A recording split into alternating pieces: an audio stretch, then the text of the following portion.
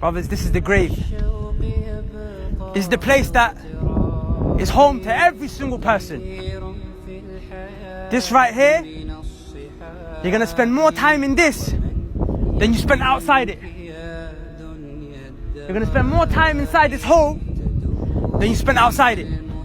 There was a man called Sa'ad ibn Mu'adh radiyallahu anhu. He was a companion of the Prophet sallallahu alayhi wasallam, that when he died, Allah's arsh, it shook. It shook. And Allah sent 70,000 angels to his grave, to his janazah, to his burial. 70,000 angels, because he was a righteous man. And the Prophet said, if there was anyone that was going to be safe of the grave when it takes them, it would be that man. But the grave even took him, so it's going to take all of us.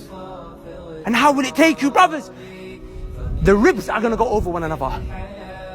Your body's going to squeeze so tight. One of the narrations mentions that your brain, your heart, your organs are going to ooze and spit out of your nostrils as it squeezes in. Brothers, that's real. That's what's about to happen.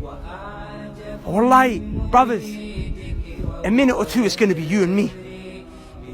And then what happens after that? The angels are going to come grab, pick the guy up, get up. And these angels don't come to play. You could be what? The most righteous sheikh. These angels, they're serious. They've got one job. They come to ask you 3 questions. Who is your Lord?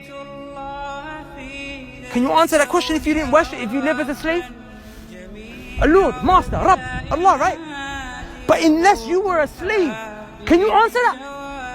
If that was the case, then we could find a couple of Christians right now, quickly tell them the answer to the questions where they get buried, then they can answer. It doesn't work like that.